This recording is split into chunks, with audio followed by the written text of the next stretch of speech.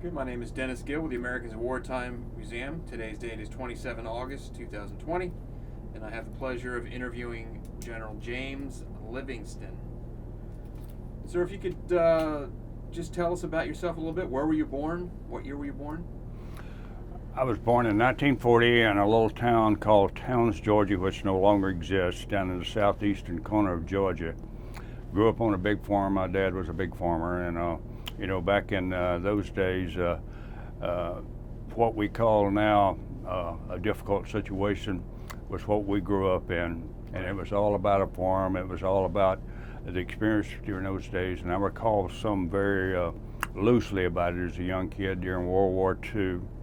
And I learned to work real early in life. I started at 4, and I work still to today. So I've been working for 76 years. Okay. And I had all those experiences on a farm, very small high school called Lumber City High School. And the grammar school was called Towns, which no longer exists. I went from Towns to Lumber City, and when I graduated from Lumber City, there was only 26 students in the class. Okay. And I was the only student that went off to college, and I was the first member of my family, which is a very extended Scotch-Irish family over the years, Livingston, and I was the first member of the family to go, but I was associated with all those experiences coming up a little bit. I remember during the war and after the war, and saw all that growth and all those changes taking place in the country. So I've had a chance to live in a very unique time in American history, and it's always been educational, and the memories are superb, and I always think about the honor I've had to live in this country and being a citizen of this country. Did you have any other family members that were military? I had an uncle during World War II. Okay. He was a member of the 82nd Airborne. He had 2 combat jumps during World War II, and I had 2 other uncles that were in the National Guard. And that's the extent of my family. My daddy was involved with the CC Corps, and being a farmer and also being married and having a child, he got an exemption because of that allowing you to have an exemption. But my uncle, who was in the 82nd Airborne Corps, our Airborne Division, I always recall, he made private and sergeant probably more than anyone in the U.S. Army. He was quite a character. Liked it so much he did it again. Yeah, he liked it so much he did it again. Why did you decide to go into the military? I was at Auburn University back in the 60s. I went to North Georgia College for a year of military school and transferred to Auburn University because I wanted to be an engineer. So the choice was between Auburn and Georgia Tech. So I went to Georgia Tech, and they had 12 gals, and they were all ugly, as I say. And I went over to Auburn, and I never witnessed so many good-looking gals in all my life. And I said, my dad, after spending a year in the military school, I didn't tell him why, but I was going to Auburn University. So I decided to go in Auburn University, and I was going to graduate in 62 and to be a civil engineer. But I got my draft notice in 61, and was thinking about going in the Army at the time, but a young individual who was a friend of mine had just sort of flunked out of, if you will, West Point. And he was telling me about his experiences at West Point, and he handed me a little 3x5 card when I got my draft notice, and I mailed it in. It was to the U.S. Marine Corps. And a good-looking major in his dress blues came up from Birmingham, Alabama, and interviewed me at the Student Union at Auburn University. And I looked at the uniform and didn't know a damn thing about the Marine Corps. And I said, I like that uniform. That guy was a big jock, and I like to work out. He looked very fit. And I said, if I got to go, I want to be one of you guys. And that was in 61. And I was joining a program called Platoon Leader Class, in which you normally go between your sophomore and junior year to a boot camp, and then between your junior year and senior year to a second boot camp. So I was so late in the effort, I was not too damn smart, so I had to go both boot camps in one summer. So I attended Quantico, 2 boot camps in the middle of the summer, and you know how hot it gets here. And it was a good experience. And the guy said, his hook was, he said, we'll give you all the beer you can drink and we'll get you in good shape. And I said, that's for me. So I attended both boot camps in one summer. And ironically, my second class was a group also from the first class. They call us dual boot campers in 1 year. And we went down to what is called Mainside from Camp Upshur, which was where the first boot camp was located. And the first morning, 50% of my class DOR'd or dropped on a request, said, "We're not doing this again." And my experience in military school kept me hanging in there, and I successfully completed almost 13 weeks and went back and graduated from Auburn University and joined the Marine Corps and said I was going to be a reserve officer. And the reason I was going to be a reserve officer was the pay. Reserve officers got $300 for their uniform allowance and regular officers didn't. And I said, I'm taking the 300. So I became a reserve officer and later became a regular officer in the Marine Corps. So it was a pretty interesting experience. Right. During this time, was Vietnam going on? You know, the biggest thing about Vietnam I knew when this period is a little TV series called The Lieutenants. And the lieutenant was from 5th Marines and used to spend some time up at Laguna Beach. And that was my first introduction to what a Marine Corps was all about in Vietnam. I used to watch the Lieutenant series. And he'd go up to Laguna Beach, and there was a place where all the Marine lieutenants would go and cook steaks and had all the good-looking women. And I said, that's for me, yeah.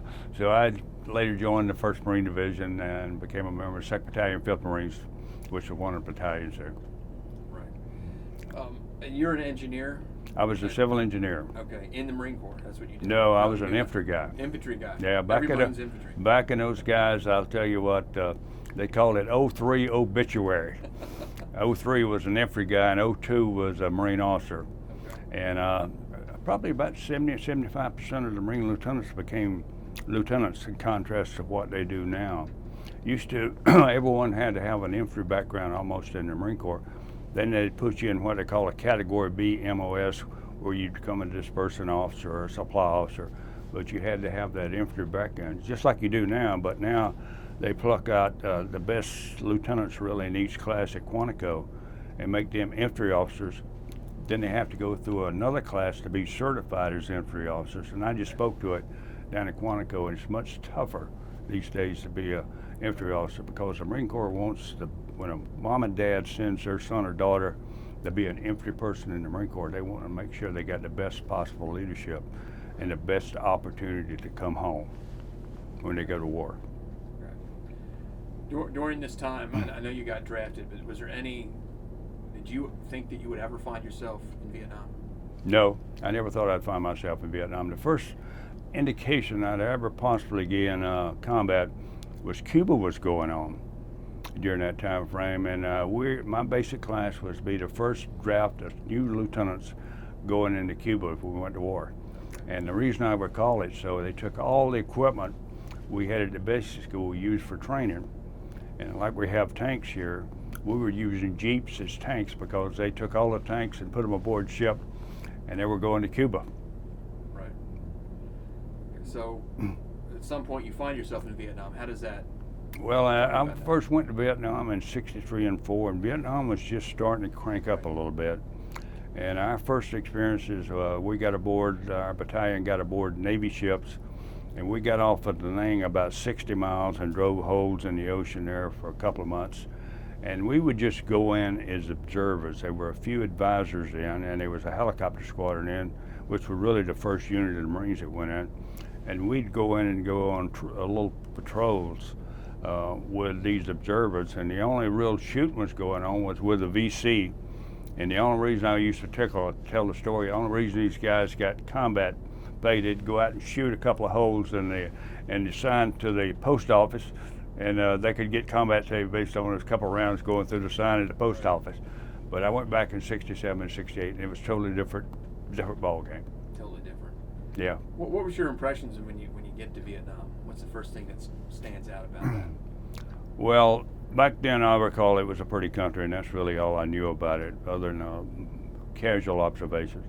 But I went back in '67 and '68, and the war was really cranking up. Right. And I was hearing and meeting all these kids coming back, all these young officers, and certainly all the young Marines. And the war was just cranking. And so the first, I got there, and I think it was September '67, and they put me aboard a helicopter, and I went out to join my company, and the company just had their ass handed to them. And they were all beat up, and the company commander had done a very poor job in leading his Marines, so they're not in good shape. But I was there for 9 hours, and they said, you going into combat. I mean, I was on the ground 9 hours. I didn't even know who my first sergeant was. And they called me into battalion headquarters and gave me an order to go in what is called the Ashall Valley, which is one of the toughest places in Vietnam. And it's where all the helicopters got shot down. And I mean, the whole place was littered in helicopters. And they said, get your company ready to go. I didn't know who even my damn lieutenants were. And I'm calling these guys in to give them a combat order. And they looked at me and said, we're really going to do this? Because they had issued 50% of the company where they issued body bags to take with us. So that was my introduction to Vietnam in '67. And certainly I stayed in there for that tour for 9 months until I got shot up. And you're a captain? I was a captain. I was a company commander. Okay. And what is your role as a captain? Let me get a drink of water. I still got a little cough. My role as a company commander, I was responsible for leading a Marine company. There's 4 Marine companies in each Marine battalion at that point, after battalion. And my responsibility was to be prepared to train, organize, and be prepared to lead that Marine company in Vietnam. And I had Echo Company, 2nd Battalion, 4th Marines, affectionately called the Magnificent Bastards. And essentially that was my job. And my biggest job was to get them squared away. And I spent all my time trying to lead these young Marines and trying to get them prepared as far as their equipment, their motivation, and just their abilities to really get involved in a big fight. I knew at some point I thought maybe we would get in a big fight. And I was absolutely correct. And my first experiences were fighting a VC and getting them all engaged with just enough combat to get them sort of motivated and let them understand combat. So I spent all my time training, and we got in some pretty serious fights, but nothing like we would get into when I became a recipient of the Medal of Honor. And I had 2 things in mind, and I always focus on this. And when I talk to young Marine officers or military guys, I had 2 things I wanted to do. I wanted to do the mission. I wanted to bring them home. And so I was a tough son of a bitch on bringing that home part of it. So that meant they had to have their equipment square, they had to be physically fit, we had to take care of them, and they had to be trained. And they understood that I was there when we got in a fight to win. And we never lost a fight the whole time I was there. So that was my motivation. I really tried to impart on these young men, it's not about going to combat, it's also about bringing them home. And so every time I think about one of those I lost in combat, I think about what should I have done where I could have brought that young Marine home. So those 2 things were my motivation. What is your first time in combat, your first time being shot at? What is that? Well, we were starting to cross a river, and the company was about halfway across the river. And I had laid back till we got all the Marines across the river. And about the time the last elements, and I was fixing to cross the river, we got hit by a VC. And they started really knocking the hell out of us. And we got all the Marines, and myself and the gunnery sergeant got caught on the other side of the river. So the Marines had to lay down a base of fire to get the gun and the company commander across the river. And that was my first experience getting shot at. Right. Life-altering, I imagine. I'm sorry? Life-altering, I would imagine. Yeah, you go through all this training, but until you hear the buzz going by your head, you don't understand that experience. But the thing is, the key to that first buzz, that first experience, is as a company commander, and it sort of goes away what's going on around you as far as the bullets. You're concerned about what do you do as a leader to make sure those young Marines are effective in combat. And that was your motivation, that, take care of them, do the mission. And I recall the first ones going by my head, it was a real resounding experience. Right. Yeah. Right. It's an understatement to say that Vietnam was not popular in this country. Well, back then it was, just starting to get unpopular. This was '67, Right. And the negative politics, the negative image. Vietnam was beginning to sort of bubble a little bit, but it really didn't break through totally until '68, when people witnessed the Battle of Hue City, when they were bringing out the Marines on the tank. And the thing that really developed this sort of attitude about Vietnam more than anything, and we didn't know how to deal with it, is the introduction of television. And so the American people could actually see combat and see wounded Marines and what they were going through. And I always tell the story, if the American people had witnessed D-Day or Iwo Jima, I don't know if we would have finished that war. So the American people didn't know how to deal with actually witnessing what was going on in a combat situation. Does what's going on here have any effect, or did you guys know what was going on, and did it affect what you were doing? Did it negatively affect that? Back as far as in the country? Yes. I tell you, I wiped what was going on in America totally out of my mind. I was focused on the two things I mentioned. The Marine Corps sent me there, and my country had sent me there to do a job, do the mission, and the young Americans they'd entrusted me with, the 18 and 19 and 20-year-old young Marines, and we had Navy corpsmen, bring them home. What was the quality of the Marines then? The quality of the Marines was exceptional. I never had any problems at all, and we didn't start having problems until really the McNamara 100,000. They started to introduce all these kids who were just pulled off the streets, as I say, just warm bodies. And they brought in a bunch of kids who were mentally not capable of being good Marines or good soldiers. So that's when we started the real deterioration. The other thing that caused the problems, and it was sort of after I left in '68, it really got exacerbated, was the introduction of drugs. You know, marijuana became on the scene, and some of the other drugs, and the force, and they were just not engaged that much.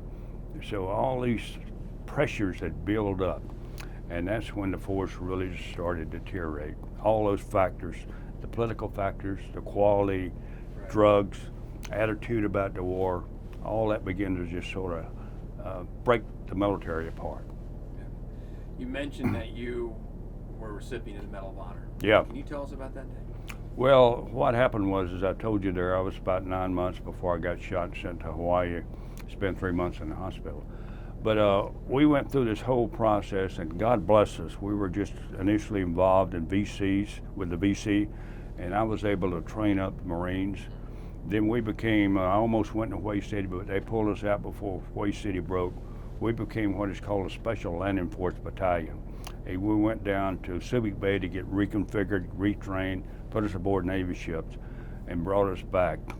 And they landed us just north of the Qua Viet River, which is, if you go up to the northern part of South Vietnam, the area we were called, was called I Corps, sort of between the Qua Viet, between the Ben Hai River, which was a split between North and South Vietnam. And in there, it was not Viet Cong. It was the big boys, the North Vietnamese. And so we began having small contacts with the NVA, and it gradually picked up. For some reason, it became more noticeable. The size of the units were getting better. And we were pretty successful against the NVA. We lost some Marines, but we always come out on the good side of the battle. And then we got into the battle, this Battle of Dido, which I got the medal. And what happened was, we were really the only American force of any size on the northern side of the Qua Viet River, which is about 2 miles from the big base called Dong Ha, Vietnam. And that was the big resupply base for all what was called a trace, which was Con Thien, Khe Sanh, and all those bases up in that area, which is called the old McNamara line. And also the 3rd Marine Division headquarters was there. So what happened was, we started hitting some contacts, but they were not developing, and there was one bridge that was very critical to this operation along Route 1, so they initially took me there to provide security for that bridge. And then the other companies began to start making major contacts. And one of the companies got pinned down in what is called the village of Dido. And again, we had no idea of the size of the force. And they got pinned down, and as we call it in the Marine Corps, they chopped me back from the division. I got back to the battalion. I rejoined the battalion, and the first thing that I witnessed, a company I had attempted to join this other company, which was Goff, 2nd Battalion, 4th Marines, which was on the edge of the village, and try to make a push to go through the village. And they got totally, basically wiped out going across the rock. And they all withdrew. There was all kind of dead and wounded Marines on the battlefield. And I helped get all those Marines back. And about 3 o'clock that morning, which was the 2nd of May, the battalion commander called me in and said, I want you to take Dido. And God bless the Echo Company had never lost a down battle, and he said, you guys have got to do it. Otherwise, I'm going to lose this. Golf Company's probably going to be wiped out. The other companies are really hurt, so I don't have anyone that has the capacity to do this. So at 5 o'clock that morning, I got Echo. All the orders were issued. The platoon commander's ready to go. Squad leader's ready to go. We fixed bayonets, and nothing like the sound of 180 bayonets at 5 o'clock in the morning with all this haze over a rice paddy. And we went down range and we took Dido, and I had 180 Marines, and unfortunately we took it, but we took a lot of losses. We had about 14 or 15 killed, but after that battle was over, I had only 35 walking Marines. But we took Dido and linked up with Hotel Company, had Dido consolidated, and I don't know how many of those guys we killed. I mean, there was so many of them in there, no one could count. And another company came around my left flank called Hotel Company, 2nd Battalion, 4th Marines. Had only about 70 Marines left, and they went about 250 yards. And they got surrounded, and they kept hollering. They had 2 young lieutenants, and they were fairly new to the battalion. Their company commander had been wounded. I knew the 2 kids. And I was sort of the senior man there, and I just looked at the Marines and I said, you guys don't have to go. I'm going up and help Hotel Company. All the Marines went with me. And we joined up with Hotel Company, and we slugged it out there for about an hour and a half, just going over from berm to berm, almost like World War II. When you think about the hedgerows in World War II, off of D-Day, off of the beaches, we were doing that same thing. And I mean, it was nasty stuff for about an hour and a half. And we were pushing those guys back. And later I didn't realize their circumstance. We were in a village and we were about to push them out in the open, and had all these helicopters, had all this artillery, all this fixed wing and naval gunfire. So those guys were really fighting for their life. But I don't know how many thousands we had boxed up in that corner. And those guys were really fighting like a son of a gun. And we slugged it out, running out of ammunition, and it got real nasty there for a while. I mean, real nasty. And they finally wounded me. I got hit a number of times with artillery shrapnel. Then we came across one of the berms, and this North Vietnamese was manning one of these 50 caliber or 51 caliber, I think, anti-aircraft machine guns that were shooting at our airplanes. And this guy turned it on me and shot me through the leg and almost blew my leg off. And at this time, all the Marines sort of witnessed the fact that I was a senior man and I was down. And you know, the little panic, I was the old guy. I was all of 28 years old, but I was still the old guy. And they saw me go down, so a little panic began to set in. So I looked at 2 young lieutenants, and I had one young lieutenant left in my company, and said, you guys pull back, leave me here with all the weapons, and I'll hold these damn guys off till you get the hell out of here, because I'm down. And the 2 black Marines, both of them wounded, grabbed me up and said, Skipper, we're not leaving you. And so we sort of disconnected from the bad guys, fought our way back, got all our wounded Marines and took them with us, took the KIs with us, had a number of KIs, and every Marine was basically dragging either a dead Marine or a wounded Marine to pull out of there. And I was shot and then medevac to the ship, and I got my first operation aboard the ship. And then they spent about 3 days aboard the LPH, which was a helicopter carrier. And then they medevaced me to a triple hospital in Hawaii, and I spent about 3 months in the hospital. I had about 7 operations on my leg because it was beat up. And they finally sent me back to Okinawa. I had a little bit of time left on my trip because we were required to stay 13 months in those time frames. And they finally sent me home after 13 months of being in the Far East. So I have a lot of time in the Orient. Right. Yeah. What goes through your mind when you get wounded? I know it's something that you always, I'm assuming it's always in the back of your mind it can happen. Yeah. What goes through your mind when it actually does happen? You find yourself in that position. Well, I tell you, I think you fall back on your training and your commitment to the people that you're involved in. You have to wipe out the circumstances of combat and focus on what the job is, what the mission is, and to bring the home part. And and the reason I emphasize that, I always took it personal, and I always still take it personal. Every time you lose a Marine, you wonder, what in the hell did I not do this time? Because you had to look at them, you had to think about their parents and all that. This was sort of after the fact. And you can't think about this when this stuff is going on, but you always think about it after the battle. And I associated myself with a number of battles up to that point. And I always thought about that. And, it's sort of what goes through your mind afterwards, because you're too focused on what's happening in the actual engagement at that time. But afterwards, when it sort of settles in over you and you start thinking about all that.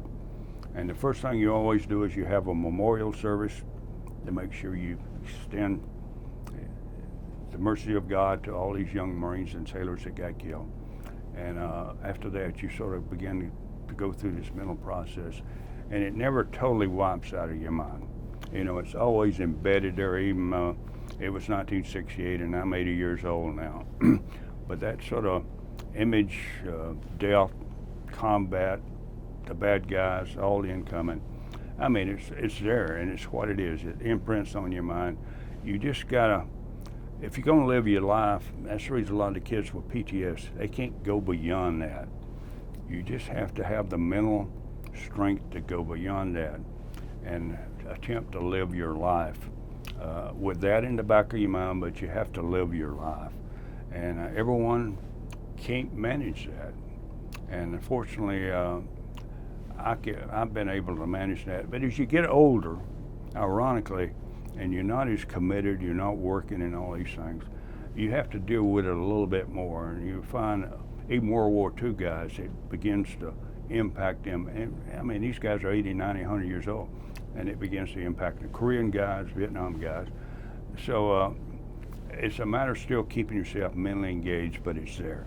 And you have to raise your family, and I continued in the Marine Corps. So I've dealt with that all my life, and as I've got older, sometimes it's tougher to deal with.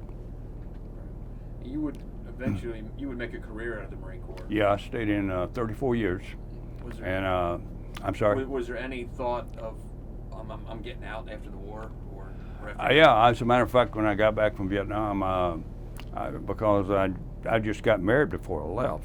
Okay. And I went directly from my marriage ceremony to seagoing for 9 months aboard an aircraft carrier. So my wife had been home after we got married for 2.5 years. And so we got back and we talked about it. And she was sort of, she in a way wanted to get out because she never had any real association with the military. I married her down at Parris Island, and I left. And her association with the military was very limited. So we discussed it, and I had applied to be a regular officer in the Marine Corps, and I got picked up to be a regular officer. And the Vietnam was still going on, and I just felt bad about the experience I had in decoupling from the Marine Corps, because frankly, I am not necessarily getting shot at, but I enjoyed the experience of being with these young Marines and seeing their motivation, how you could mold them, how you could encourage them, how you could develop them. And that was always very important to me. And I just didn't want to decouple myself from that experience. And she agreed and was sweet as she could be about it, and agreed to support me. And we stayed, and I stayed in the Marine Corps then from that point up to 1995. Okay, safe to say there was no regrets on that decision. No regrets, yeah. You know, you're a Marine every day, and I'm still a Marine. I just still don't wear the uniform. Right. Yeah. Do you have a favorite time? A favorite assignment? Yeah, I was the Marine Barracks CO in London for 3 years. I lived in right downtown London, basically from 77 to 80. But I was one of the blessed guys in the Marine Corps. All I ever did was command and operate, except for 2 years in the Pentagon, and I was even in operations in the Pentagon. I was in the J3 section, and we did the invasion of Panama. But Vietnam was not over for me. I went back again in '74, and when I was leaving, going back, my wife, we had our first kids, a couple of years old, and she said, "You're not going back to Vietnam, are you?" I said, "Hell no, the war's over."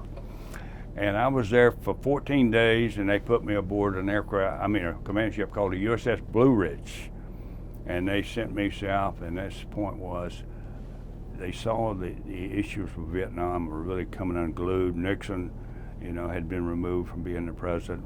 We had this program going where we were just simply supporting the Vietnamese and then do the fight. We had a few advisors and helicopters still in country. So I went out and what unfortunately they told me to do, the senior leadership was perceptive enough to know the way the things were, the political winds were blowing in Washington and the way things were happening with the Vietnamese. It's something we were probably going to have to pull out of there. And so my task was to plan for the evacuation of Vietnam, of all the American forces. So I got down and the thing began to unfold, the North Vietnamese attack going south towards Saigon. And I watched this, and the Vietnamese people certainly began to understand that, and a lot of them started pulling off in these small boats offshore. And we had a number of Navy ships, and we used to pick them up. And a lot of units had just got out of combat, and we'd pick them up and put them aboard these Navy ships. And that's called the RVN evacuation. But we still continued to plan for the evacuation of all the Americans, which were primarily concentrated around Saigon, and also the evacuation of the Cambodian joint U.S. military contingent that was in Cambodia. And so I was involved in all that planning. And finally, we had done the RVN evac. We was watching the North Vietnamese just pile down South Vietnam going towards Saigon. And finally we saw the tea leaves, and everyone saw it except the ambassador. The ambassador wouldn't call for the evacuation. And finally I'd been doing all this planning, and I was caught in country. The only way we could get in country, I'd have to get in civilian clothes and get aboard a CIA helicopter to go in the country. We couldn't go in a uniform, because we had this big contingent of people from Poland, all these people that were observers, or quote, watching what was going on in Vietnam. And I got caught in country, and I was handed the execute message for Operation Frequent Wind. So I had to call the Commander General and the regimental commander that was aboard ship and said, "I've been handed, the ambassadors agreed, the evacuation has to go down because the North Vietnamese are at the edge of Saigon, it has to go. And we have to get the people out." And I called for the option, and I've been planning all that. I had options from just getting the Americans out to evacuating 1 million Vietnamese. And I said, we just don't have time to get all these people out. We don't have the assets. We don't have the lift assets. And the president said, we got to get totally out of Vietnam. So I called for the option to bring in the forces to provide for the security, and the helicopters to begin to flow to pull all the people out of Saigon. And Phnom Penh had gone down before then to pull out of Cambodia. So we started pulling all the people out of Saigon. And I watched the last 2 Marines get killed the night before we did the evacuation. A rocket hit a motorcycle they were sitting on and killed the last 2. And their bodies, unfortunately, were left in country. And that's Kennedy got those out of the country. And we went through this evacuation process, and I don't know how many missions, but the Marine pilots flew for 16 hours, pulling people, Marines, pulling civilians, Army, Air Force, all these people out of Vietnam. And we were located very close to Tan Son Nhut. But the force landed, and I sent a platoon over to the American embassy to help reinforce the embassy. And we began flowing from the embassy and flowing from that location, getting people out of Vietnam, picking people all over Saigon. I'm sure you saw the helicopters on top of the building. And so we began pulling people back to the location, which is Westmoreland's old headquarters, and pulling all these people out of Vietnam. And we finally got their word the president says, you either get the hell out of here or I'm turning off the helicopters. And we had a Marine 3-star in Hawaii says, as long as I got a Marine on the ground, goddamn helicopters are not going to be turned off. So we kept flowing out, and I had one helicopter left and 2 helicopter loads at the embassy. I had 1 helicopter load at location next to Tanzania. And ironically, we had 1 helicopter, a 53A, which is an old helicopter, inbound. I got I got all the vehicles there that were left behind in a big circle. And I said, I put a Marine in each one of the vehicles. I said, when I tell you, and this is nighttime, turn the lights on. And I told a helicopter guy to land in the middle of the lights. I had a helicopter that was capable of lifting 28 Marines, allegedly. I had 48 Marines to get out of there. And the North Vietnamese were just short of pulling through the main gate of that facility. Unfortunately, we got them all aboard the helicopter.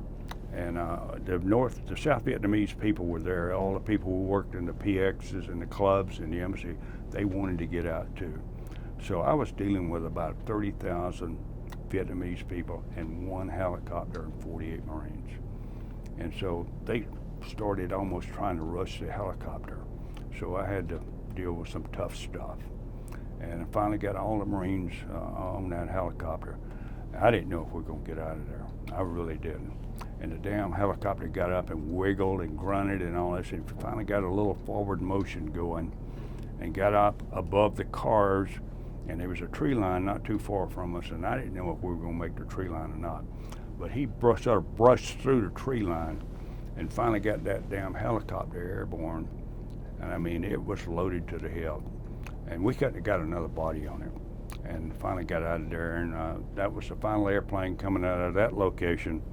And we had 2 lifts left from the American Embassy, the embassy guard to bring out of the American Embassy. And that concluded Operation Frequent Wind, the evacuation of Saigon, which was a great operation. We had Air Force helicopters aboard Hancock. We had 8 Air Force 53s, which was primarily your rescue helicopters, and we were using them also. And we pulled out and went down to Subic Bay and had all these Vietnamese aboard ships. The Filipinos wouldn't let any of them get aboard ship. We was dealing with a lot. We brought in old transport ships from World War II, reconfigured all this, and some of those ships had up to 20,000 Vietnamese on them. And we didn't have the facilities. They had to build head facilities, bathrooms, if you will, latrines. And I mean, it was a mess. We were throwing about 100 dead a day off those ships because there was no way we could take care of them. And we finally got all that sort of gaggled together, for lack of a better term. And I was there for about 3 days. And I got a call that says we got a ship called the Maguez that's been taken by the Cambodians. We want you to send a contingent of Marines to take down the Maguez. And I picked Battalion XO and about 40 Marines to go land on that ship and take the ship back. But fortunately, they landed on it. The Cambodians had left the ship, and but a lot of Marines got banged up. We didn't know how to fast rope in those days. They just absolutely jumped out of the helicopter on the deck of the ship, and a lot of them broke legs and screwed up their body. And we finally secured the ship and said it's secure. And there was one phase of the Vietnam War left, and it was called Koh Tang Island. And this was occupied by the Cambodians. And we were on the way to take it, but the leadership that was residual in Thailand, which had the operational responsibility for taking Koh Tang, said, we can't wait for you guys to get there. They brought in some Marines from Okinawa who were not properly trained, and they were aboard Air Force helicopters, and the Air Force helicopters were not used to that kind of operation. So our concluding act was at Koh Tang Island, and we got our ass handed to us and left about, 14 or 15 Marines or more on the island, and they just recovered those bodies, what was remaining in their bodies a few years ago. So that was just a sad sort of commentary to conclude that operation with. But frequent wind, RV in a back, Eagle Pull, which was the evacuation of Phnom Penh. I mean, those operations went about as smooth as you can go. There was no issues. We only lost 2 Marines during the evacuation of Saigon, and that was a Cobra helicopter that went down. There was no helicopters of any size with a lot of people lost over a 16-hour period. Remarkable to see how capable our forces are if they'll turn us loose and let us do the job. What are the lessons from Vietnam? The lessons of Vietnam: if you get in a war, you want to win it. If you don't have the will to fight and win, don't get in the damn thing. And we have not overcome that fact and that experience from Vietnam. You know, even this stuff is going on in Afghanistan, Iraq. We want to do it the nice way. The only way you win a war is you go in there and kill all the bastards and you get the hell out of there. And this country building, this nation building stuff, we can't learn our lessons. We can't rebuild the world in the image of the USA. We got to understand people are totally different. We go in there and kill the people who are trying to screw with us and get the hell out of there. And that's the way you fight a war. If you don't have the will to win, don't go in the damn thing. And Korea was the same way, Vietnam's the same way, and the damn war on terrorism until Trump come in, and he's done a much better job with wiping out ISIS and those people. If you don't have the will to win, don't go. That's the big lesson learned. How did the Marine Corps, you were active duty for 3+ decades. Yep. How does the Marine Corps change in that time? Well, you know, I always say the Marine Corps changed in a very positive sense. If you look at Desert Shield, Desert Storm, that operation just lasted for about 4 days and it was over, and they wiped out Iraq Army. I think the thing, particularly the legacy of the Vietnam veteran, because of our experiences, the type of different combat we was involved in, our feelings about how we were sort of shit on, for lack of a better term, and not allowed to win that war, was the lesson we tried to impart in all the Marines that got ready to go to Desert Shield and Desert Storm, which I trained most of them at 29 Palms. I was the Commander General at the Marine Corps Desert Warfare Training Center in California. Was train them, get them ready to go, but give them the capability to fight and win and do it very quickly before the people's attitude changed. And that's what we did in Desert Shield and Desert Storm. And I think the legacy of the Vietnam veterans is how well Desert Shield and Desert Storm was executed. Why do you think that politicians can't seem to get out of the way?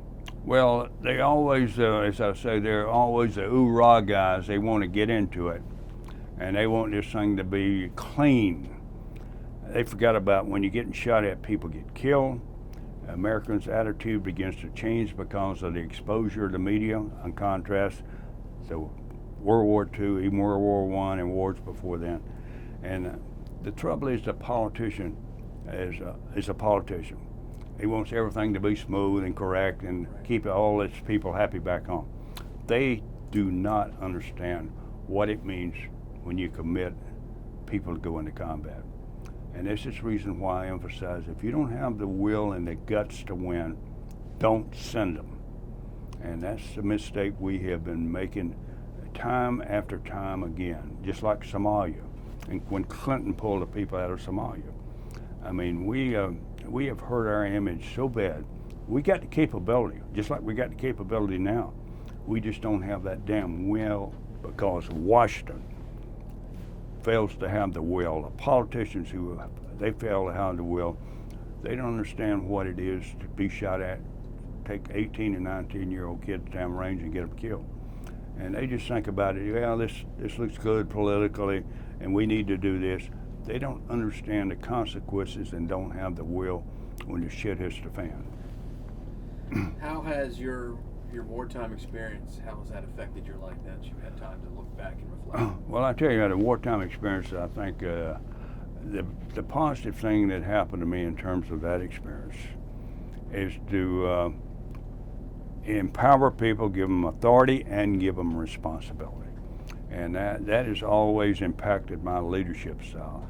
Don't give people responsibility if you don't give them authority. And the biggest mistake I see in the military, even today, with some of these what I call PowerPoint generals, is they don't know how to give people both. I see that in the business world. After I got out of the military and went into the business world, they want to tell everyone what to do, but they don't give them the authority to execute it. I always say, give the guy the job or the gal the job, and if you're going to give them the job, make sure they got the capability and get the hell out of the way. And that's my leadership style. Empower people, authority, and responsibility. Our mission, our project seeks to capture stories like yours and other Americans during wartime. Yeah. And we're hoping that maybe in 50 or 100 years, someone will watch this story. Yeah. Stories like yours. What is a message you'd like to send? Well, I tell you, I think the message is the two that I left. One about do the job and bring them home. The other one was just what I concluded with in this comment. If you want to lead, you got to trust your people, you got to empower people, give them responsibility, but also empower them with authority. And if you do your job properly and prepare your people, you're prepared to do that. If you're going to be a micromanager, you're never going to be a leader. People is what makes the leader. The leader does not make himself. How he deals with people, how he empowers people, how he motivates people, inspires people, is what makes him a leader. It is not who he is, it's how he interacts with people and understands people. And the successful leaders, you can look at the Pattons, and you can look at all those people, the Pullers and all those people who have been successful and who are the iconic figures. Look at the people who you read about now. You read about Patton and you read people of that sort who win the war. That was what they were capable of doing. They had winning on their mind, and you got to have that winning attitude. If you hesitate in the business world, the big business guys who are people who are gifted will want to take a chance. In the military, you have to be gifted to want to take a chance. If you can't deal with giving people an opportunity to take a chance, and you're not willing to take a chance yourself, you're in the wrong business. And whatever you're trying to accomplish in your life, you're never going to reach that point. The gifted leader is willing, that understands people, and is willing to take a chance. Well, I thank you, sir, for that. On behalf of the American Wartime Museum, I thank you for your service. Well, thank you very much. I say welcome home. Well, appreciate it. And I thank you for sitting down and talking to us and sharing. Well, I appreciate the interview, and it's a pleasure to be here. And I wish you, you guys here, you got something. I think it's going to be terribly motivational for young people to come out and understand what this country has sacrificed in terms of keeping freedom for this country and for almost all the world. I look at the numbers of people who would not be free people for the 18 and 19 and 20-year-old who was willing to put it on the line. And I look at the foolishness going on in the country, and we have lost the ability of young people to identify with this country and the greatness of this country. And you see that every day in these cities all over this country. And we have not taught our kids about freedom. They think freedom is always going to be there. Freedom is, Ronald Reagan says, is one generation away. And I keep talking to young people now. I said, I look them in the eye, and I said, are you going to be that generation? That's good. That's a good point. Yep. Well, thank you. I appreciate it. Well, I appreciate your interview. Thank you very much.